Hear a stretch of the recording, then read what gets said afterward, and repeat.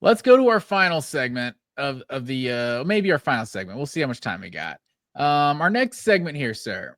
So if you could handpick one player on Georgia's roster to be an All-American next year, I want to know who you would pick. And so to just explain the exercise to everyone, I'm saying, like, if you could snap your fingers and this guy all of a sudden becomes an All-American. So, like, for context, You can give him probably super.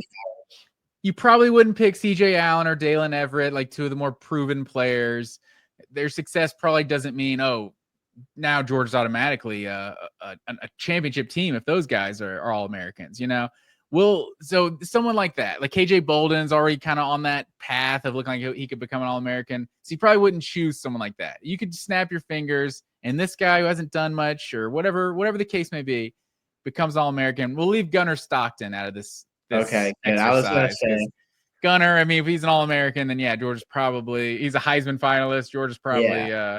a national championship contender. If So you're even a good quarterback nowadays, you're a Heisman finalist. yeah, without a doubt. So I wrote down 4 names, but I'll do you want to start it off? Yeah. Well, I guess so. If I could just pick one name for who I could just magically make an All-American out of nowhere, it would have to be Gabe Harris. For a couple reasons.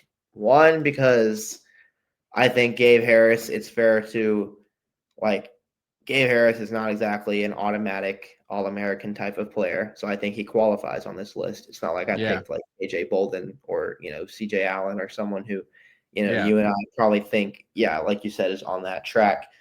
So I think he qualifies, and also he plays a premium position, and it's a position that Georgia is kind of bad at right now. Georgia lost their probably 4 best edge rushers, right? Jalen Walker, Michael Williams, Chaz Chambliss, and Damon Wilson are all gone. There's just really not a lot of names in that room that you can turn to and be like, this guy's going to be the guy to, lead that unit this year. But Gabe Harris is the only one that you probably could say with any degree of certainty, right? He's a former top 100 recruit, IMG Academy guy.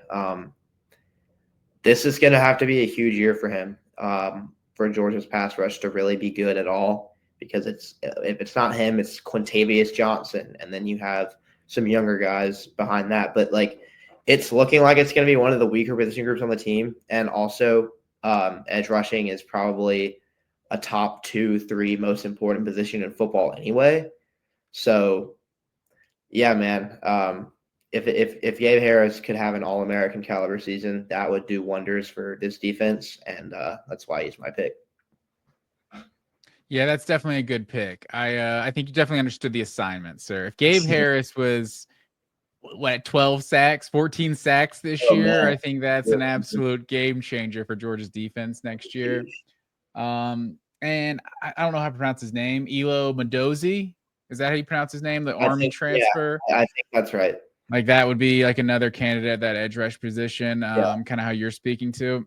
So I should have mentioned him when I was talking about the other guys in the room. Yeah, because I think he's definitely a candidate to get the most snaps, maybe even more than Gabe Harris this year, honestly. But hopefully both of those guys are good pass rushers for Georgia this year. The first name I thought to go with is Jordan Hall. I think with what that defensive line was last year, like, they were fine, but there was a lot of teams that had a lot of success running the ball against Georgia, more than we've seen in, I would say, last 5, 6, 7 years under a Kirby Smart coach team. Like, we just haven't seen teams just consistently just gash Georgia on the ground like we did last year. And I think if Jordan Hall, except for Texas, basically everyone but Texas, if Jordan Hall is that actual 5-star prospect that he was supposed to be, like, and he's just a game wrecker in the middle of that defensive line, I think Christian Miller is going to be really good this year. You hear a lot from Elijah Griffin as a true freshman. Like, he's going to be an impact player. Like, if you have 3 impact players on the interior of the defensive line, I mean, that makes it almost impossible for an offense to do anything. Yeah, and that's another position where they lost a lot of guys, Stackhouse and Brinson moving on. So Jordan Hall, that's someone who I feel like they've been pretty excited about for a while now. Christian Miller is probably like the safest bet on that defensive line, but if they can get like a real emergence next to him, yeah, that'd be huge. That's just the front seven has a lot of questions this year that it hadn't really had in the past. But so yeah, I like that we both picked guys from that area.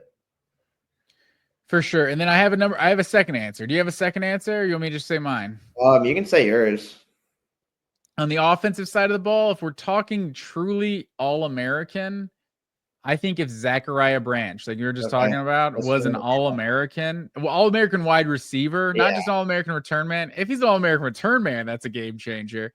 But if this guy is actually putting up a 65 catch, 1,100 yard season with 10 touchdowns, like I just feel so confident in what Noah Thomas and Colby Young are, just as proven commodities, that I'm worried, like we talked about, how much better his freshman year was than his sophomore year. If Zachariah Branch is that just All-American, like this might be the best offense in college football, honestly. Like I think this receiving group is going to be good, but if Branch is that good, it could be insane. Yeah, I would probably have him as my second too, honestly. I was going to say him as well. Because yeah, and also I feel like an All-American wide receiver season is like weighed a lot different from some of the other positions because, like it's such a flashy position and there's like so many guys every year that put up great statistical seasons. So for you to be like a first team All-American wideout, like you obviously if you're first team All-American anything, you're really good. But I think that's one of those positions that's probably the most competitive when it comes to getting on, awards lists like that. So yeah, I agree that like if he were to make that, it would probably be a signal that like that offense is really good because there was nobody that looked remotely anything like that level last year on Georgia's offense as a pass No catcher. All-Americans on Georgia's receiving core last year. No, and honestly, if we're being honest, there's no, I don't think there's any real chance that he is an All-American receiver. If he was an All-American, he's going to be on some sort of list as like an all-purpose type of player, of like just what he does. Because like you're saying, all the Bolitnikov finalists are guys with 95 catches for 1,500 yards and 15 touchdowns. Gunnar Stockton threw for like 4,000 yards. Yeah. Which I'm here for, Gunner. If you wanna sling that thing around, but do that. And I think like we're saying too, like it's because of how I feel about the rest of the group. Like Colby Young and Noah Thomas are going to be really solid out wide. If Zachariah Branch is that game breaker, it just makes Georgia's offense almost impossible to guard. Yeah. And then, do you have another one? Yeah, I mean, the other one I would say would be Noah Thomas. I mean, he's just a different type of player from Branch, big body, outside contested catch guy, but same idea. Like if they have a guy who's an All-American receiver, I mean, that would change everything. Be something that they did not have last year. Without a doubt. And then the other one I wrote down, Monroe Freeling, because I mean, with how this offensive line was a year ago, like if you could just pencil in an All-American left tackle, that would do wonders for what this offense was a year ago. 15th in the SEC and running the football. Like they got to get better on that O-line. And this guy was a 5-star coming out, so it wouldn't shock you. And maybe he was dealing with injuries, maybe that's why he was, had his ups and downs last year. But I mean, or the same could go for Ernest Green, whichever one you want to pick. If Georgia can have an All-American on the offensive line at one of those tackle spots, that would be a huge step forward to what they were in 2024. Yeah, for sure.